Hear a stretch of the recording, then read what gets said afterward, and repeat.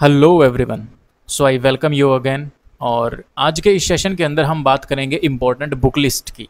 Book list मतलब ये ऐसा नहीं है कि ये कोई इंपॉर्टेंट ही बुक लिस्ट होगी, ऐसा है कि जितनी भी हमारा सब्जेक्ट है या यूपीएससी जो भी हमारे एग्ज़ाम कंडक्ट करवाती है जर्नलिस्टिक पॉइंट ऑफ व्यू से, जिसे कोई भी ग्रेजुएट कैंडिडेट फिल कर सकता है, अप्लाई कर सकता है, उसके अंदर आपको क्रैक करने के लिए कौन कौन सी बुक्स को पढ़ना पड़ेगा। और ये बुक्स ज़्यादातर आईएएस के लिए बताई जा रही हैं, सीएपीएफ और सीडीएस के लिए मैं जब हम बात करेंगे तो उन चीज़ों को एलिमिनेट कर देंगे, उन बुक्स को हटा देंगे कि ये आपको नहीं करनी है। Otherwise all the book list is same for all of the exams conducted by the UPSC journalistic exams. ठीक है, तो अभी हम चलते हैं हमारे स्लाइड्स की तरफ। सबसे पहले बेसिक सब्जेक्ट देखते हैं कौन कौन से होते हैं। जैसा हमने लास्ट सेशन के अंदर देखा था, दो तरह के हमारी टॉपिक्स हैं। ठीक है, एक तो होता है हमारा स्टैटिक, ठीक है, और दूसरा होता है हमारा करंट अफेयर। तो इन दोनों में से हम स्टैटिक को देख रहे हैं कि स्टैटिक के लिए हमारे पास कौन कौन सी बुक लिस्ट होनी चाहिए। सबसे पहला एक जो सब्जेक्ट है सॉरी, वो है पॉलिटी, देन हिस्ट्री। हिस्ट्री में भी कितने पोर्शंस आते हैं? Ancient history, medieval, modern, art and culture. तो इतना तो आता है आपका सीएपीएफ वगैरह के लिए, ठीक है, या सीडीएस या आईएएस के लिए। और जो ये स्पेसिफिक पोर्शन है, ये स्पेसिफिक पोर्शन आएगा आपका सिविल सर्विसेज मेंस एग्जामिनेशन के अंदर। ठीक है, उसमें आपका पोस्ट इंडिपेंडेंस, इंडियन सोसाइटी और वर्ल्ड हिस्ट्री, तो ये आपके आएंगे आपके मेंस एग्जामिनेशन के लिए। ठीक है, सो इसके ऊपर अगर किसी को सिर्फ प्रीलिम्स देखना है तो इसके ऊपर ध्यान नहीं देना, परंतु क्योंकि अभी बहुत समय है तो आप इनको सिर्फ एक रीडिंग के लिए ले सकते हैं ताकि बाद में आपको कॉम्प्लेक्सेस ना आए। Then economy, then geography, environment, basic sciences और अदर स्टैटिक सब्जेक्ट। ठीक है, तो अब ये हम इनमें से एक एक करके सभी की स्ट्रेटजी देखेंगे और सभी की बुक लिस्ट को हम देखेंगे कि कौन कौन सी आपको रेफर करनी चाहिए। फर्स्ट थिंग फर्स्ट, ठीक है, आपकी बुक लिस्ट के बारे में बात करेंगे। इंडियन पॉलिटी सभी को पता है, एम लक्ष्मीकांत, दुनिया बता के निकल जाती है, लक्ष्मीकांत को पढ़ो और आगे बढ़ो। लेकिन मैं बताना चाहता हूँ कि जो कैंडिडेट्स घर से बैठ के प्रिपरेशन कर रहे हैं या जिनके पास कोचिंग नहीं है, तो उनका बेस बहुत ही वीक होता है पॉलिटी के अंदर, क्योंकि पॉलिटी कहीं पे पढ़ाई नहीं जाती। हाँ, एक बुक है तो इसका मतलब ये नहीं है कि कोई भी उठा के इसको शुरू कर दे। क्यों? इसकी जो लैंग्वेज है ना, वो बहुत ही कम्प्लेक्स है। शुरुआती कैंडिडेट्स के लिए, जिसने कभी कुछ नहीं पढ़ा उसके लिए कॉम्प्लेक्स है, जिसने एक बार बेसिक कंप्लीट कर लिया उसके लिए तो ये हलवे टाइप की हो जाएगी लैंग्वेज। दूसरा, इसके अंदर काफ़ी कॉन्ट्राडिक्शंस हैं। जैसे पहले वो बोलेगा कि भाई preamble is not a part, अब बच्चा याद करेगा preamble is not a part of constitution, फिर नेक्स्ट देगा preamble is a part of constitution, फिर नेक्स्ट देगा कि preamble is an integral part of the constitution. तो जो शुरुआत करने वाले जो कैंडिडेट हैं वो ये सोचेंगे कि भाई यहाँ पे बोल दिया is a part of, then integral part का क्या मतलब है? ठीक है, तो क्योंकि पॉलिटी के अंदर वर्ड के ऊपर खेला जाता है, जो भी चीज़ है वो वर्ड से की जाती है, विल और शैल तक के अंदर जो है ना वो डिफरेंस क्रिएट हो जाते हैं। तो वर्डिंग्स इज इंपॉर्टेंट, और अगर वो वर्डिंग्स किसी इनिशियली या बिगिनर किसी कैंडिडेट ने अगर गलत इंटरप्रेट कर लिया, फिर उसके लिए ज़िंदगी भर की मतलब तकलीफ हो जाएगी कि पहले दिमाग में कुछ ऑक्यूपाई करो, फिर उसको हटाओ, फिर नई चीज़ों को लेके आओ। So the problems will always be there. ठीक है, तो इससे बचने के लिए आपको क्या करना चाहिए? अदरवाइज जो सिविल्स के कैंडिडेट्स हैं उनको भी 9th क्लास की पॉलिटी और 10th क्लास की पॉलिटी की बुक है एनसीईआरटी की सॉरी एनसीईआरटी की, ये आपको ज़रूर पढ़नी चाहिए। जो लक्ष्मीकांत के भरोसे जा रहे हैं, मैं बता रहा हूँ कि जिसने 9th और 10th की पॉलिटी पढ़ी है, it will be a cake walk, और not even in the prelims, also in the mains examination. 9th and 10th की polity is much needed. Reason मैं आपको बताता हूँ अभी। रीज़न ये है 9th और 10th की पॉलिटी करने का, ये देखिए सिलेबस। 9th की पॉलिटी में देखिए what is democracy, Y democracy. अब ये व्हाट इज़ डेमोक्रेसी जो है ना, वो नहीं मिलेगा आपको आपकी लक्ष्मीकांत के अंदर, लेकिन 9th क्लास की पॉलिटी में अच्छे से किया हुआ। और आजकल यूपीएससी जो है वो कंसेप्ट बेस्ड क्वेश्चंस भी पूछने लगी है प्रीलिम्स के अंदर। सो अगर कंसेप्ट बेस्ड आ गया तो लाइन टू लाइन उठाई जाती है, यहाँ से एकदम लाइन की लाइन उठा के पटक दी जाती है। जैसे कुछ साल पहले क्वेश्चन आया था कि what are the fundamental rights, definition क्या है फंडामेंटल राइट्स की, तो सभी को पता है लेकिन डेफिनेशन नहीं पता। वहाँ था these are the claims of citizen against the states, these are the rights of citizen, फलाना फलाना करके। तो सभी के सभी सही लगते हैं लक्ष्मीकांत के अकॉर्डिंग, लेकिन जो आपकी एनसीईआरटी है वो बताती थी कि these are the claims of citizen against the state. So this is a concept, ये आपका यहाँ से कंसेप्चुअल क्वेश्चंस को ये क्लैरिफाई करवाएंगे। कॉन्स्टिट्यूशनल डिजाइन एकदम कंसेप्ट है, electoral politics conceptual, working of institution conceptual, democratic rights, देखिए फंडामेंटल राइट्स पढ़े होंगे आपने, legal rights, ordinary rights, democratic rights, huge concept. Maximum लोगों ने जिन्होंने पॉलिटी पढ़ भी ली होगी लक्ष्मीकांत, उनको भी डेमोक्रेटिक राइट्स के बारे में अभी यहाँ पे ऐसे मतलब कुछ ना कुछ जोड़ तोड़ के तो लिख ही देंगे, बट सी एक स्पेशलाइजेशन है डेमोक्रेटिक राइट्स में क्लास 9th के अंदर, but nobody gives a damn attention to these things, वो सिर्फ अपना मतलब एक ही चीज़ के ऊपर बढ़ते रहते हैं। खैर, अब इसी तरह 10th की पॉलिटी देखिए, power sharing, federalism, democracy and diversity, gender, religion, caste, political parties, popular struggle and movements, outcomes of democracy, challenges of democracy. देखो यहाँ से तो यूपीएससी के मेंस के डायरेक्ट क्वेश्चंस फ्रेम किए जाते हैं, ठीक है, आउटकम्स ऑफ डेमोक्रेसी, चैलेंजेस। इसके अलावा व्हाई, इसके अलावा भी मैं आपको बताना चाहूँगा कि देखिए यहाँ पे मैंने लिखा हुआ है एनसीईआरटी से नोट्स मेकिंग आपको कैसे करनी है। सबसे पहले जो डेफिनेशंस आनी है वो डेफिनेशंस आप लिखिए। तो वो डेफिनेशंस आपके ना, जब भी आप मेंस के अंदर आंसर राइटिंग करेंगे तब फंडामेंटल राइट्स के ऊपर क्वेश्चन आप डायरेक्टली एनसीईआरटी की जो है ना वो डेफिनेशन लिखेंगे, बहुत ही सिंपल होगी और बहुत ही स्टैंडर्ड लगेगी। और कोई 9th-10th की एनसीईआरटी को नहीं पढ़ता, टॉपर्स अक्सर पढ़ते ही हैं, लेकिन आपका जो आंसर है उसमें एक डिफरेंशिएशन क्रिएट हो जाएगा वहीं पर, ठीक है, क्योंकि लक्ष्मीकांत के अलावा और कुछ फॉलो कोई करता है नहीं। और आप 9th-10th की बेसिक डेफिनेशंस को लिखेंगे, बहुत ही ये आपको लगेंगी ये 9th and 10th की हैं, लेकिन सीरियसली जिन्होंने 3-4 साल हो गए ना लक्ष्मीकांत पढ़ते हुए, वो एक बार उठा के 9th की बुक को देखो और उन्हें लगेगा कि बुक क्या है, ये मास्टर्स लेवल की बुक दिखाई देंगी आपको, क्योंकि अब आपकी इंटरप्रिटेशन पावर इंक्रीज हो गई है। सो डेफिनेशंस आप यहाँ से लिखिए। Second, case studies, much much much important, ठीक है। जैसे श्रीलंका के अंदर सिंघलीज लैंग्वेज के ऊपर जब हम बात करते हैं मेंस के अंदर, अगर हम कहीं पे हमें लिखना आ गया, या सपोज सीडीएस का एसएसबी चल रहा है, वहाँ पे लैंग्वेज के ऊपर डिस्कशन चल रही है। So what you can say about the language, कि सर लैंग्वेज जो है ना वो दिखने में तो बहुत छोटी सी चीज़ है कि ये एक्सप्रेस करती है, बट ये है ना लोगों की कल्चर का पार्ट है, इंटीग्रल पार्ट है। आपको उनसे हर चीज़ छीन लो, लैंग्वेज नहीं छीन सकते। अगर लैंग्वेज छीनी ना तो दिक्कत हो जाएगी। श्रीलंका के अंदर लैंग्वेज के ऊपर पंगा हुआ, ठीक है, और आपका बांग्लादेश जो है वो लैंग्वेज के ऊपर ही बट गया। और आप नेपाल के बारे में कॉन्स्टिट्यूशन कैसे आया उसके ऊपर आप लिख सकते हैं। साउथ अफ्रीका के अंदर मतलब कॉन्स्टिट्यूशन कैसे बना, उनकी इंडिपेंडेंस, फ्रीडम स्ट्रगल।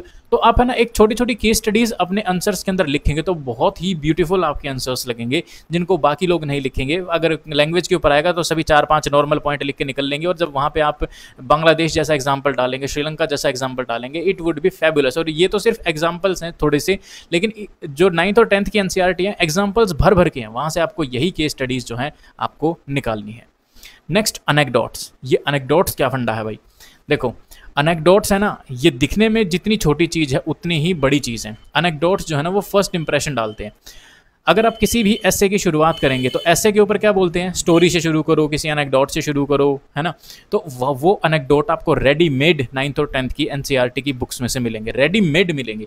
तो वो जो जैसे अभी अनेक्डोट क्या होते हैं, ये होती हैं जैसे आपकी स्टोरी, ठीक है। जैसे बूझो और पहेली नाम के दो किरदार हैं आपके एनसीईआरटीज़ के अंदर, तो आप उनका नाम लेके स्टार्टिंग कर सकते हैं अपनी स्टोरी की। और यहाँ पे बहुत ही बढ़िया बढ़िया स्टोरीज़ भी दी हुई हैं, सक्सेस स्टोरीज़ भी दी हुई हैं, फेलियर्स भी दिए हुए हैं, ठीक है। आप उनको है ना लिख के एक अलग से कॉपी में बनाएं, ताकि उस चीज़ से रिलेटेड जब भी सपोज़ यहाँ पे आपके पास डेमोक्रेसी से रिलेटेड कोई स्टोरी है, तो अगर सपोज़ डेमोक्रेसी के बारे में आपको कुछ लिखना है आपके एसे के अंदर, या आपको कहीं बोलना है सीडीएस के एसएसबी के अंदर, then you can tell them a great story, और बहुत ही ज़बरदस्त इंप्रेशन होता है। और एनेक्डोट्स के लिए बाद में लोग मारे मारे फिरते हैं कि भाई टॉपर से पूछते हैं भाई एनेक्डोट्स कहाँ से बनाए सर आपने, कहाँ से बनाए? भाई बेसिक बुक से बनाए, आप भी बनाओ, ठीक है। तो इनको आप कीजिए। देन सम एक्सेप्शंस, कुछ एक्सेप्शंस भी दी हुई हैं इसके अंदर, जैसे कि कुछ स्टोरीज़ हैं, ठीक है, बॉक्सेस हैं, तो उन बॉक्सेस के अंदर जो भी कुछ लिखा हुआ है ना, दैट इज़ ब्रिलियंट।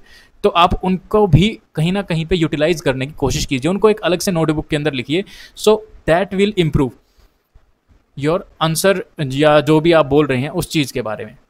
अब ये पॉलिटी पढ़नी कैसी है, बोलने को तो सब बोल देते हैं लक्ष्मीकांत पढ़ो और आगे निकलो, लेकिन how to read the polity, right way क्या है पॉलिटी को पढ़ने का? सबसे पहले आप एनसीईआरटी पढ़िए 9th और 10th की, अगर आप बिगिनर है तो, मतलब अगर आपने शुरुआत की है, कोई कोचिंग का स्टैंडर्ड नहीं है, तो आप एनसीईआरटी को पढ़िए, आपके दिमाग में एक बेसिक अंडरस्टैंडिंग जानी शुरू हो जाएगी। दूसरा, एनसीईआरटी का बेनिफिट क्या होता है? Why NCERT? एनसीईआरटी बहुत ही ल्यूसिड लैंग्वेज के अंदर दी हुई है, बहुत ही ल्यूसिड, एक स्टोरी टाइप की तरह है। तो आपकी ना ये पता है क्या करेगी, सिटिंग कैपेसिटी को इंक्रीज कर देगी। अगर आप लक्ष्मीकांत को उठा के पढ़ना शुरू करेंगे, देयर इज नथिंग इंटरेस्टिंग, कुछ भी इंटरेस्टिंग नहीं है, एकदम ऐसे लाइन लाइन पैराग्राफ पैराग्राफ, ना कोई पिक्चर ना कोई फोटो ना कोई स्टोरी, कुछ भी नहीं, सीधा लाइन लाइन। तो आप है ना 30 मिनट्स के बाद बोर होना शुरू हो जाएंगे, कोई धकेल के 1 घंटे तक ले जाएगा, 2 तक ले जाएगा। लेकिन जब आप एनसीईआरटीज पढ़ेंगे ना, तब आप इतनी ल्यूसिड टर्म्स के अंदर है, इतनी बढ़िया डायग्राम्स हैं, इतने बढ़िया यहाँ पे फोटोज़ हैं, इतनी बढ़िया केस स्टडीज़ हैं, इतने बढ़िया एग्जाम्पल्स हैं कि आपकी सिटिंग कैपेसिटी, आपको ऐसा लगेगा कि आप इस पूरी बुक को 1 गो में ख़त्म करते हैं। अगर आपने पूरी बुक 1 गो में ख़त्म करी तो नियरली आपकी 5, 6, 7, 8 आवर्स तक की कैपेसिटी जो है वो बिल्ड कर देंगे। आपकी बुक की रीडिंग की हैबिट होगी और आपकी सिटिंग कैपेसिटी इंक्रीज कर देगी, हैबिट बना देगी एनसीईआरटी। देन उसके बाद आपको लक्ष्मीकांत की तरफ शिफ्ट होना है। अब देखते हैं लक्ष्मीकांत में से नोट्स बनाने चाहिए कि नहीं बनाने चाहिए। बनाने चाहिए किन किन चीज़ों के, स्टैट्यूटरी एंड कॉन्स्टिट्यूशनल बॉडीज़, इनके कैसे नोट्स बनाने चाहिए आपको जो है ना, जो पेजेस हैं डबल पिन वाले जो पेज होते हैं, उन पिन वाले पेजेस को लीजिए और ऐसे, ठीक है, उन पिन वाले पेजेस को ऐसे यूज़ कीजिए। यहाँ पे आप बॉडीज़ के नाम लिखिए, ठीक है, और फिर ऐसे यहाँ पे जो है लाइंस ड्रॉ करते जाइए। यहाँ पे लिखिए आप कि उसका ऑर्गेनाइजेशन का स्ट्रक्चर कैसा है, ठीक है, कोई एक्ट वगैरह है कि नहीं है, फिर उसका सिलेक्शन, उनका सिलेक्शन कैसे होता है, ठीक है। फिर यहाँ पे आपको कुछ एक्सेप्शन से लिखने हैं कि भाई किन किन कंडीशंस के अंदर प्रॉब्लम आ सकती है, और यहाँ पे रिमार्क्स, ठीक है, कि आपको जो भी एक्स्ट्रा इन्फॉर्मेशन जो टेस्ट सीरीज वगैरह से पता चलती है आप उसको वहाँ पे लिखिए। तो यहाँ पे जब आप स्ट्रक्चर लिखेंगे तो चेयरमैन का टेन्योर, चेयरमैन को कौन सेलेक्ट करता है, तो इस तरह से आपके एक टेबुलर फॉर्म के अंदर इनको बना लीजिए। ये 2 पेजेस के अंदर आपके कंप्लीट हो जाएंगे और फिर आपको लक्ष्मीकांत के इस पोर्शन को छूने की भी जरूरत नहीं पड़ेगी। देन जो छोटे छोटे पोर्शंस हैं, जैसे ऑफिशियल लैंग्वेज हो गया, ट्राइब्यूनल्स हो गया, इनके भी नोट्स बना लीजिए। एक एक पेज के अंदर ही नोट्स बनेंगे, ठीक है, लेकिन कई बार इनमें से एक एक क्वेश्चन आ जाता है और जो फिर उसके अंदर कैंडिडेट इनको भूल जाते हैं और इनको करते नहीं है, तो एक एक पेजेस के इनके नोट्स आप बना सकते हैं। And the most important thing क्या है आपका, पंचायत राज, डीपीएसपी, फंडामेंटल राइट, इनके आपको नोट्स बनाने हैं, रट लेना है, क्योंकि इनसे हर बार क्वेश्चन आता ही आता है। और ये रीज़न मैं क्यों बोल रहा हूँ कि इनसे क्वेश्चन आता ही आता है, ऐसे हवा में बातें नहीं करते हैं।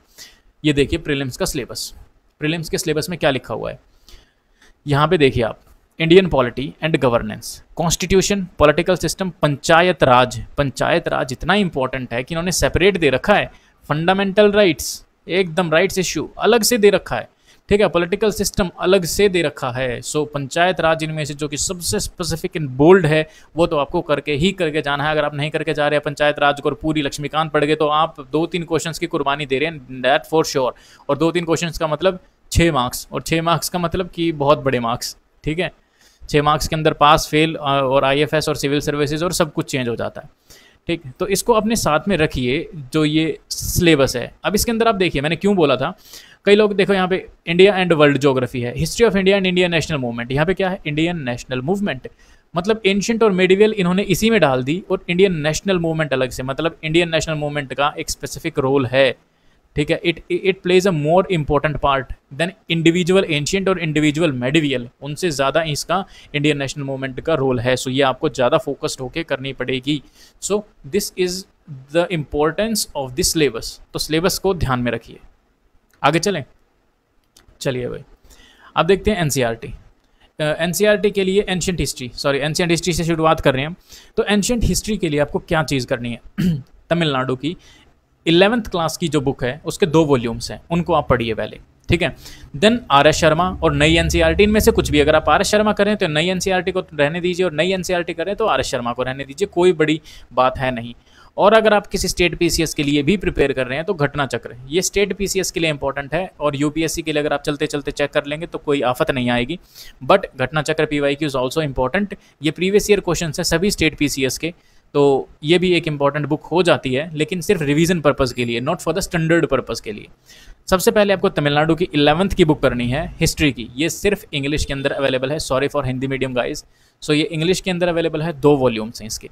रीज़न मैं क्यों बोल रहा हूँ तमिलनाडु की 11th क्लास की बुक का, वो रीज़न सिंपल सा है। रीज़न क्या है भाई, रीज़न ये है कि तमिलनाडु की बुक ना, अगर आप नई एनसीईआरटी पढ़ेंगे तो मैंने इसमें क्या समस्या देखी, एक समय पे ये 1957 की बात कर रहा होता है, फिर ये सीधा 1857 के अंदर कूद जाता है, फिर ये 1980 के अंदर कूद जाता है, फिर जंप करके 1921 के अंदर कूद जाता है। तो जो क्रोनोलॉजी है वो बिगाड़ के रख देती है, तो उसके लिए थोड़ी सी अच्छे तरीके से ध्यान लगाना ज़रूरी है। लेकिन अगर आप तमिलनाडु की 11th क्लास की बुक को पढ़ेंगे, जिसके 2 वॉल्यूम्स है, उसके एंशिएंट और मेडिवल दोनों कवर हो जाती हैं, तो इनके अंदर क्या है, इसके अंदर क्या बात है, एक तो ना क्रोनोलॉजी, ठीक है, क्रोनोलॉजी बहुत ही बेहतरीन तरीके से बता रखी है इसके अंदर।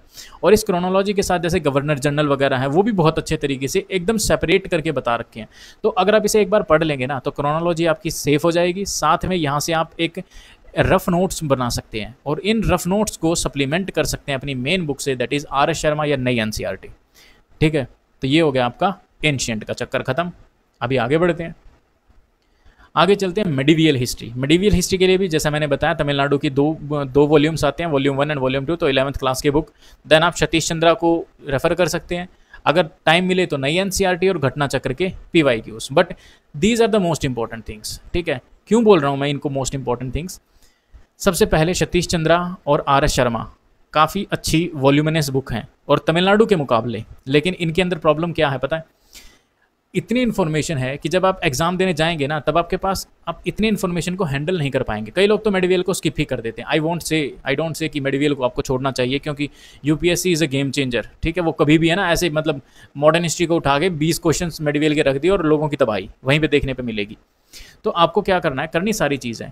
11th क्लास की बुक जो आपकी है तमिलनाडु की वो आपका बेस बना देगी, सतीश चंद्रा उसके अंदर एडअप कर देगी, नई NCERT टाइम मिले तो ठीक है, वरना ये दोनों चीज़ें जो हैं वो आपके प्रीलिम्स के लिए एकदम केक वॉक बना देंगे आपकी मेडिवियल हिस्ट्री को। अभी चलेंगे मॉडर्न हिस्ट्री की तरफ। भाई मॉडर्न हिस्ट्री के लिए क्या चाहिए? तमिलनाडु की ही हिस्ट्री की क्लास 12th की बुक। ठीक है, और स्पेक्ट्रम, राजीव अहीर सभी पढ़ते हैं इसको।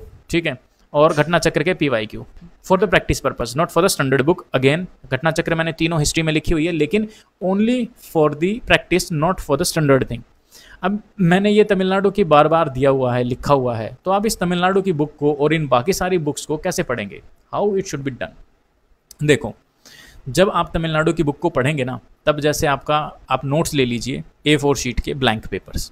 सपोज ये आपका कोई भी पेज है, इस पेज के अंदर आप ऐसे बीच में से यहाँ से आप इतना पेज छोड़ दीजिए और इतना पेज छोड़ दीजिए। मैं तो कहूँगा आपको बीच में से ऐसे लाइन लगा लीजिए। ठीक है, अब ये हो गई आपकी टाइम लाइन। इस टाइम लाइन की तरफ, इस तरफ तो लिखिए आप इंटरनेशनल थिंग्स को, ठीक है, और इस तरफ लिखिए आप नेशनल थिंग्स को। ठीक, यहाँ पे आप डेट डालिए, एकदम बहुत बड़ा बड़ा लिखिएगा कि जैसे आपका चल रहा है पेलियोलिथिक पीरियड, तो यहाँ पे पेलियोलिथिक की आप डेट डालिए और इस पूरे पेज को एम्प्टी छोड़ दीजिए। फिर नेक्स्ट पेज पे इसी तरह नियोलिथिक डालिए। फिर जब आप मेडिवियल की तरफ शिफ्ट करेंगे, ठीक है, जब आप मेडिवियल की तरफ शिफ्ट करेंगे तब यहाँ पे जैसे डेट डालिए 1500, यहाँ पे डालिए 1525। इसी तरह नेक्स्ट पेज पलटेंगे तो यहाँ वहाँ पे डालना कि भाई 1526 से लेके और 1500 आप लगाइए 50 तक, इस तरह से।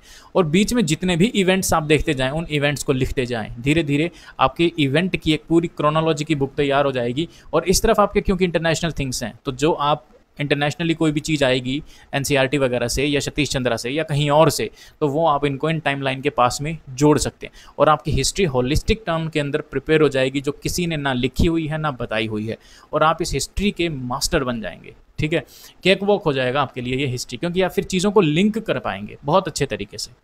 तो ये एक तो ये टाइमलाइन बनाइए और टाइमलाइन के साथ चीज़ों को लिखते हुए चलिए। देन बॉक्सेज, NCERT और तमिलनाडु की बुक के अंदर ना बॉक्स बनाए हुए हैं ऐसे करके, तो वो बॉक्सेस के अंदर जो इन्फॉर्मेशन है बहुत इंपॉर्टेंट है। वो अनेक्डोट के तौर पे यूज़ हो सकती है, केस स्टडी के तौर पे यूज़ हो सकती है, डेफिनेशन के तौर पे, और वो बुक्स एंड ऑथर्स या फिर ट्रैवलर्स भी हो सकते हैं। तो आपको वो सारी चीज़ भी इन बॉक्सेस में से मिल जाएगी। तो बुक्स एंड ऑथर्स, टर्मिनोलॉजी, इसके अलग से नोट्स बनाइए आप मेडिवियल इंडिया के, क्योंकि ये एंड में लोग कहते हैं कि एक क्वेश्चन ऐसा टर्मिनोलॉजी का आता ही है, तो टर्मिनोलॉजी के आप नोट्स बनाइए। जब आप साथ साथ पढ़ रहे हैं तो मुश्किल से आपके 3 से 4 पेजेस के नोट्स बनेंगे और आपके 2 मार्क्स श्योर शॉर्ट हो जाएंगे। कुछ रेफरेंस स्टोरीज़ के लिए, जैसे कि ऐसे कुछ इनमें करके स्टोरीज़ आती हैं कि भाई जो है कदांथा उपनिषद है, ठीक है, और विदुर पंडित की जो जातक स्टोरीज़ हैं वो कौन सी हैं, तो आप उन स्टोरीज़ को ना यहाँ पे एक अपनी एक अलग सी नोटबुक के अंदर लिख सकते हैं, जिससे आप उनको एज अनेक्डोट, उन्हें एज एग्जांपल यूज़ कर सकते हैं। तो ये मैं बार बार रिपीट कर दिया मैंने कि अब क्यों ये ज़्यादा ज़रूरी है, और कई बार इनसे डायरेक्ट क्वेश्चंस आए जाते हैं, देखे जाते हैं। ठीक है, कि जैसे कोई ट्रैवलर आ गया, यहाँ पे लिख दे कि एक ट्रैवलर ने ना ऐसे ऐसे बताया हुआ था, और फिर UPSC इसी में से क्वेश्चन उठा देगी कि डायमंड के बारे में कौन में से कौन से ट्रैवलर ने बोला था, तो ABCD, और अगर आपने पढ़ा होगा तो आप आराम से क्लिक कर देंगे, उसको टिक कर देंगे। ठीक है, और टिक क्या बल्कि सर्कल करना होता है। और अगर आपके पास टाइम बचे तो themes in Indian history class 12th की 3 वॉल्यूम्स की बुक है हिस्ट्री की, आप उसे भी पढ़ सकते हैं अगर टाइम बचे तो। ठीक है, नेक्स्ट स्लाइड की तरफ चलते हैं। Art and culture. Art and culture का क्या पंगा है? आर्ट एंड कल्चर के लिए आपको 11th क्लास की और 12th क्लास की एनसीईआरटी की फाइन आर्ट्स की बुक करनी है। That is enough, more than enough. इससे ऊपर कुछ भी नहीं है। कुछ लोग पता है क्या बोलते हैं, मुझे पता है कि sir what about the Nitin Singhania, ठीक है, नितिन सिंघानिया हमें पढ़ने की ज़रूरत है कि नहीं है? मेरा पर्सनल मानना ये है नितिन सिंघानिया पढ़ने की ज़रूरत नहीं है, क्योंकि आर्ट एंड कल्चर का रोल कितना होता है, कितने क्वेश्चंस देखे होंगे आपने? मैक्स 10 क्वेश्चंस देखे होंगे आर्ट एंड कल्चर के। आप उस आर्ट एंड कल्चर की 10 मार्क्स फैच करने के लिए आप लक्ष्मीकांत से भी मोटी बुक को पढ़ रहे हो। लक्ष्मीकांत से कम 15-20 क्वेश्चन तो आते हैं, तो आप उससे भी मोटी बुक को पढ़ रहे हैं जिसके अंदर इतनी ट्रिवियल इन्फॉर्मेशन है कि 4 लक्ष्मीकांत बन जाएं इसमें से। तो उसके ऊपर ज़्यादा फोकस मत कीजिएगा, आप एनसीईआरटी के ऊपर फोकस कीजिए। I have many friends who have cracked the examinations and उन्होंने टच भी नहीं किया है नितिन सिंघानिया को, और उन्होंने सिर्फ फाइन आर्ट्स को पढ़ा है। फाइन आर्ट्स में से अगर आपके 10 क्वेश्चन अगर यूपीएससी में आते हैं तो आप उसमें से 6 से 7 क्वेश्चन ईजिली टिक कर सकते हैं। 2-3 के लिए कोई प्रॉब्लम बड़ी बात है नहीं, क्योंकि आप उनकी है ना पेजेस देखिए, बहुत पतली पतली बुक्स हैं, आप इजीली कंप्लीट कर सकते हैं, आप इजीली रिवाइज कर सकते हैं। सो this is my main theme कि आपको फाइन आर्ट्स की जो है वो बुक लेनी चाहिए और उसको कंप्लीट करना चाहिए नितिन सिंघानिया की बजाय। बाकी किसी की श्रद्धा है भाई, नितिन सिंघानिया की करना हो तो कर सकते हैं, आई वॉन्ट डिनाई कि भाई नहीं करना।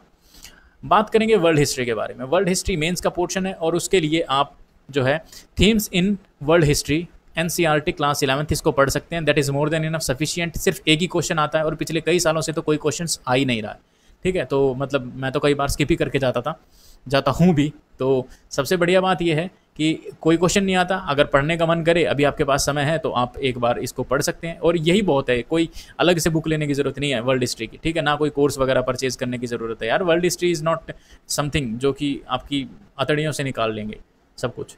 और इसकी बजाय अगर किसी टॉपर वॉपर के नोट्स मिले तो वो भी आप रेफ़र कर सकते हैं, उसमें भी कोई बड़ी बात है नहीं, ठीक है। लेकिन ये जो है ना सीएपीएफ सीडीएस के लिए नहीं है, ये सिर्फ आपका सिविल सर्विसेज के मेंस के लिए। इसी तरह post independence civil services mains के लिए आपको ना अभी एक हैबिट डालनी चाहिए कि आप अपनी जो हॉबी है ना, हॉबी को प्रोडक्टिव बनाएं। कैसे बनाएं? जैसे अगर आप यूट्यूब पे आप कुछ भी चेक करते रहते हैं, रॉयल एंट्री, ग्रैंड एंट्री और मतलब पता नहीं अलग अलग क्या क्या चीज़ें सर्च करते रहते हैं, इंस्टाग्राम चलाते हैं, फूकते हैं अपने डेटा को, तो इससे बढ़िया प्रधानमंत्री की सीरीज़ है, वो पोस्ट इंडिपेंडेंस को बहुत अच्छे तरीके से कवर कर देता है। विजुअल ऑडियो विजुअल कैपेसिटी की मदद से आपको लॉन्ग टर्म तक आप याद रख सकते हैं। पोस्ट इंडिपेंडेंस का पोर्शन जो है स्पेक्ट्रम ने भी अपने लास्ट के कुछ चैप्टर्स के अंदर कंप्लीट किया हुआ है और कुछ रैंडम टॉपर्स के नोट्स भी हैं, तो आप उनसे भी रेफर कर सकते हैं। लेकिन खुद कोई नोट्स पोस्ट इंडिपेंडेंस के बारे में बनाने की ज़रूरत नहीं है। बाकी श्रद्धा है, ठीक है, श्रद्धा कपूर वाली श्रद्धा नहीं, आपकी श्रद्धा है कि अगर आप बनाना चाहें तो बना सकते हैं। अदरवाइज पोस्ट इंडिपेंडेंस के लिए स्पेक्ट्रम और प्रधानमंत्री की सीरीज़, मोस्टली प्रधानमंत्री की सीरीज़ से कंप्लीट हो जाएगा और किसी टॉपर के नोट्स हो तो वो भी आपके काफ़ी अच्छे से काम कर जाएंगे। बात करें सोसाइटी के बारे में, तो ये सोसाइटी भी आपका मेंस का पोर्शन है और सीडीएस सीएपीएफ के लिए नहीं है, सिर्फ सिविल सर्विसेज मेंस का ही पार्ट है। तो इस सोसाइटी के लिए क्या करें? क्या विज़न की बुकलेट पढ़े? नहीं भाई, विज़न की बुकलेट नहीं पढ़नी है, कुछ भी आग अड़ंगा मत पढ़ो, ठीक है। अपना बेसिक सोर्सेज की तरफ स्टिक रहो। क्लास 11th की एनसीईआरटी है अंडरस्टैंडिंग सोसाइटी, आप इसे पढ़ के देखना एक बार, सिर्फ रेफरेंस के लिए बोल रहा हूँ, पढ़ के देखना, इसके चंद चैप्टर्स पढ़ के देखना, आपको पता चल जाएगा कि यार आपको क्या लगता है विज़न ने कहाँ से बनाए हैं सोसाइटी के नोट्स, वाजीराम ने कहाँ से बनाए हैं सोसाइटी के नोट्स, या जितने भी लोग हैं उन्होंने कहाँ से बनाए हैं। ये स्टैंडर्ड सोर्सेज हैं, इनसे बाहर से कुछ नहीं होता। उसके अंदर वो अपना एडअप थोड़ा बहुत कर देते हैं, लैंग्वेज को कॉम्प्लेक्स बना देते हैं, but UPSC want simple thing from simple books. तो आपको सिंपली ये बुक देखनी है और इसके साथ अपनी जो सोसाइटी के अंदर प्रेजेंट में चेंजेस हो रहे हैं आप उनको देखिए। Social change and development in India, बिल्कुल एकदम टॉपिक है ये आपका, हेडलाइन है बुक की, और इसी से मेंस का क्वेश्चन ड्राइव हो जाएगा। इंडियन सोसाइटी क्लास 12 सोशियोलॉजी की बुक है, बिल्कुल इनसे बाहर आपको सोसाइटी के अंदर कुछ भी नहीं बढ़ना है। ये मोर देन इनफ है, मोर देन इनफ है, पीएचडी लेवल का बंदा बना देंगी आपको। आगे चलते हैं ज्योग्राफी के बारे में। तो ज्योग्राफी के बारे में मेरे पास आपके लिए सिर्फ 2 ही चीज़ हैं कि आप 11th क्लास की एनसीईआरटी पढ़िए और 12th क्लास की एनसीईआरटी पढ़िए। 12th क्लास की एनसीईआरटी मेंस के लिए ज़्यादा इंपॉर्टेंट है, 11th क्लास की एनसीईआरटी प्रीलिम्स के लिए ज़्यादा इंपॉर्टेंट है। इसमें से नोट्स नहीं बन पाएंगे आपके, क्योंकि इसकी हर लाइन के अंदर इन्फॉर्मेशन है और लाइन की लाइन उठा के पूछी जाती है यूपीएससी के प्रीलिम्स के अंदर। So you don't have to worry about that, तो उसको आपको अच्छे से पढ़ना है, ठीक है। तो 11th क्लास की जो एनसीईआरटी है वे 2 हैं, फंडामेंटल ऑफ फिजिकल ज्योग्राफी और इंडियन फिजिकल एनवायरनमेंट। ये दोनों आपको बहुत ही अच्छे तरीके से रट डालनी है, पढ़ डालनी है। लेकिन अगर किसी को एनसीईआरटी से तकलीफ होती हो, किसी को चाहिए कि भाई बहुत एनसीईआरटी पढ़ ली, अब कुछ हमें स्टैंडर्ड सोर्सेज पढ़ने चाहिए, तो पीएमएफ आईएएस की ज्योग्राफी की बुकलेट आती है, आप उसे भी पढ़ सकते हैं। नोट्स आते हैं इनके, तो आप इनको पढ़ सकते हैं। देखिए मेरी पर्सनल राय ये रहेगी कि आप एनसीईआरटी को पढ़ें और पीएमएफ को पढ़ें, ठीक है। लेकिन अगर आप पीएमएफ पढ़ेंगे तो एनसीईआरटी को स्किप कर सकते हैं फॉर अ पोर्शन, मतलब मैं गारंटी नहीं दे रहा किसी भी चीज़ की, बट आई वुड से कि पीएमएफ आईएएस की ज्योग्राफी की जो बुक है वो थोड़ी सी ज़्यादा बेटर है। और अगर आपको कोई कंसेप्ट समझने में प्रॉब्लम है तो आप मृणाल के यूट्यूब के ऊपर एक सोलंकी करके मैम है, तो उन्होंने बता रखा है, आईआरएस थी वो, मतलब हैं वो, तो उन्होंने बहुत अच्छे से बता रखा ज्योग्राफी को, तो ज्योग्राफी के जो कंसेप्ट हैं वो चेंज नहीं होते, so it's a very good thing. और उन्होंने मैपिंग से रिलेटेड भी बहुत अच्छा काम करवाया हुआ है, तो आप मैपिंग भी वहाँ से कंप्लीट कर सकती हैं। तो दिस इज़ द मतलब आपकी एनसीईआरटी के लिए और ज्योग्राफी के लिए आपको एनसीईआरटी या पीएमएफआईएस में से कोई भी एक चूज़ कीजिए, दोनों को चूज़ मत कीजिएगा, एक इज़ मोर देन इनफ है। और अगर आपको कोई कंसेप्ट समझने हैं तो मृणाल यूट्यूब के से बहुत बढ़िया समझाया हुआ मैम ने, तो आप वहाँ से भी समझ सकती है। 12th की एनसीईआरटी ह्यूमन ज्योग्राफी है, इंडियन पीपल एंड इकोनॉमी है, ये मेन्स ओरिएंटेड ज़्यादा है, तो आप इनको अगर प्रीलिम्स है, सिर्फ प्रीलिम्स के लिए तैयारी करनी है तो आप इनको स्किप कर सकती हैं। लेकिन आपको क्या नोट्स बनाने हैं, बिल्कुल कुछ चीज़ों के नोट्स बनाने हैं, जैसे रिवर्स के आपको नोट्स बनाने ही बनाने हैं, अपने हाथ से बनाने हैं, क्योंकि हाथ से बनाएंगे ना तब लंबा समय लगेगा। यहाँ से आपको पता चलेगा कि यहाँ से आपकी यमुना आ रही है, यहाँ से काली गंडक करनाली, यहाँ से शारदा, यहाँ से फलाना, यहाँ से ढिमकाना, यहाँ से कोसी, ठीक है, इधर से ये नदी आके मिल रही है, इधर से ये, इधर से नर्मदा, इधर से ताप्ती, बेतुल प्लेटू, ये वो फलाना ढिमकाना, तो ये सब आपको रिवर्स के तो नोट्स बनाने हैं। सोइल्स के भी नोट्स बनाने हैं, वेजिटेशन एंड क्लाइमेट जो बोल्ड लेटर में है इनके तो नोट्स मस्ट होने चाहिए। मिनरल्स एंड लोकेशंस, ये आपको जो है ना मेंस ओरिएंटेड है, और ये आप मैपिंग के ऊपर इनको कंप्लीट कर सकते हैं, और मैपिंग बहुत अच्छे से आपको कंप्लीट करनी ही करनी है। So this is your geography. Then बात करेंगे इकोनॉमी के बारे में, तो इकोनॉमी के अंदर आपको किस तरीके से आगे बढ़ना है। कई लोग मृणाल को प्रेफर करते हैं और कई लोग श्रीराम आईएएस को प्रेफर करते हैं, कई लोग विवेक सिंह की बुक है इंडियन इकोनॉमी, इसको प्रेफर करते हैं। मैं क्या कहूँगा आपको कि मृणाल जो सर हैं वो आपके कंसेप्ट बहुत अच्छे करवाते हैं, लेकिन बीच में करंट अफेयर का तड़का जोड़ते हुए चलते हैं, तो इनकी बुक जो है वो 700 प्लस पेजेस की हो जाती है। तो जिसको मृणाल सर के डाई हार्ड फैन है, they can follow, I want deny. जिनको श्रीराम आईएएस पसंद है, दे कैन फॉलो, क्योंकि इनकी 250 के पेजेस के आसपास बुक है, आई कांट डिनाई। जिनको विवेक सिंह पसंद है वो उनको कीजिए। लेकिन इसके अंदर मैं आपको सिर्फ एक राय देना चाहूँगा कि आप है ना अपने एक नोट्स बनाइए अलग से, ठीक है, स्टैटिक के, जिसके अंदर आप सिर्फ स्टैटिक पोर्शन लिखें। जैसे एचडीआई है तो एचडीआई का सिर्फ इंडेक्स लिखें, इंडेक्स की वैल्यू वगैरह ना लिखें कि इंडिया की क्या रैंक आई है, उसके लिए एक अलग से बुकलेट बना के रखें, ठीक है। जीडीपी है तो जीडीपी का कंसेप्ट आप यहाँ पे लिखें, ठीक है, उससे रिलेटेड कोई भी स्टैट ना लिखें, स्टैट अलग अलग से अपनी बुक के अंदर लिखें। इसी तरह आपका इन्फ्लेशन है, पॉवर्टी है, तो इनसे रिलेटेड आप स्टैटिक चीज़ों को लिखें, जो करंट ओरिएंटेड चीज़ें हैं उनके लिए अलग बुकलेट बनाएं। तो आपकी जो ये स्टैटिक वाली बुकलेट है ये आपकी ऐसे हो जाएगी कि आप कोई भी एग्जाम देने बैठ जाओ, सिर्फ स्टैटिक वाली बुक को पढ़ो और आगे बढ़ो। इनमें से आप नोट्स बना भी सकते हैं, नहीं भी बना सकते, that is up to your wish कि आपको कितना समझ में आता है। लेकिन अगर मेरी तरफ से पूछा तो विवेक सिंह की बुक जो है वो श्रीराम आईएएस से ज़्यादा ल्यूसिड है, लेकिन मृणाल सर की क्योंकि वीडियोस अवेलेबल हैं तो आप उनसे देख सकते हैं, वीडियो से अच्छा समझा जा सकता है। लेकिन जिसको बुक से समझ में आता है so Vivek Singh is a better book, और आप विवेक सिंह की बुक से आप नोट्स प्रिपेयर कर सकते हैं, सिर्फ static related portion, not more than that. आगे चलें। So let's move to the environment. Environment के लिए एक ही चीज़ है, कई लोग शंकर आईएएस को बोलते हैं, मैं कहूँगा पीएमएफआईएएस को फॉलो कीजिए, दैट इज़ मैक्सिमम। मतलब आप एनवायरनमेंट का, आप कोई भी स्टेट पीसेस आपने अगर एक बार ये बुक कर ली तो आपने कर ली, मतलब उसके बाद फिर आपको एनवायरनमेंट का कोई क्वेश्चन रुक नहीं सकता।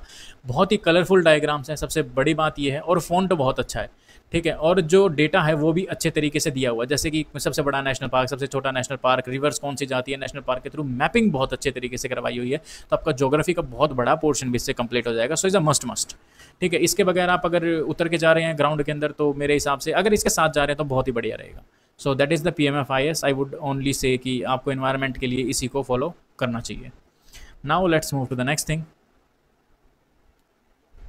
Basic sciences. अब बेसिक साइंसेज जो है ना वो कई बार सिविल्स में तो जो है ना वो करंट अफेयर ओरिएंटेड आती है, जबकि बाकी दूसरे एग्जाम्स के अंदर जैसे कि आपका एपीएफसी हो गया, ठीक है, और आपका सीडीएस हो गया, सीएपीएफ हो गया, तो इन सभी के अंदर जो है ना जनरल साइंस आती है, ठीक है।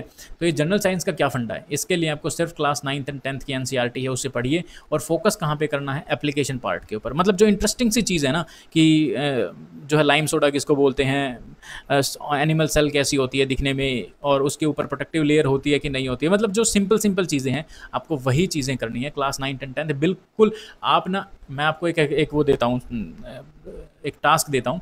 आप रिसेंटली है ना ईओ का एग्जाम हुआ था, एनफोर्समेंट ऑफिसर या अकाउंट ऑफिसर का, यूपीएससी का, तो उसमें से ना आप क्वेश्चंस को है ना एकदम उन क्वेश्चंस को लिखिए और एनसीईआरटी लिख के गूगल पे एंटर करिए, आपको एकदम डायरेक्ट एनसीईआरटी का ना पेजेस दिखाई देंगे।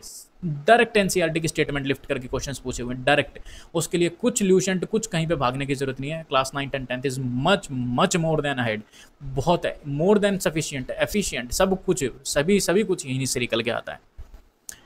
सो दिस इज़ ऑल अबाउट हमारे आज के सेशन के बारे में। सेशन बहुत लंबा हो गया, कोशिश मैंने भागने की बहुत तेज़ी से करी, लेकिन क्या करें, कम समय में ज़्यादा चीज़ें बतानी होती हैं, वरना बीच में कुछ जोक्स भी ऐड करते ताकि ये बोरिंग सेशन नहीं होता आप लोगों के लिए। बट फिर भी नेक्स्ट सेशन हम लेंगे करंट अफेयर के पोर्शन को, कि क्या हमें द हिंदू पढ़ना चाहिए, इंडियन एक्सप्रेस पढ़ना चाहिए, एडिटोरियल के नोट्स बनाएं कि ना बनाएं, करंट अफेयर के लिए कौन सी बुकलेट को फॉलो करें, उसमें से नोट्स बनाएं कि ना बनाएं, क्या करें क्या ना करें। सो वो हम नेक्स्ट सेशन के अंदर एड्रेस करेंगे। अगर कोई और क्वेश्चंस आपके, तो आप अपने क्वेश्चंस को भी वहाँ पे रख सकते हैं, और आप टेलीग्राम के थ्रू हमसे जुड़ सकते हैं। अगर आप सर्च बॉक्स के अंदर यूपीएससी स्टिंगर इसी के अंदर लिखेंगे, बड़ा यूपीएस और बड़ा सी और बड़ा ही एस फिर स्टिंगर, तो अगर आप ये लिखेंगे तो एक छोटा सा ग्रुप आएगा जिसके अंदर बहुत ही कम मेंबर्स हैं, 100 मेंबर्स हैं। तो आप इनके अंदर इसको ज्वाइन करके भी आप कोई भी क्वेश्चन पूछ सकते हैं। सो that is all for today and have a nice day guys।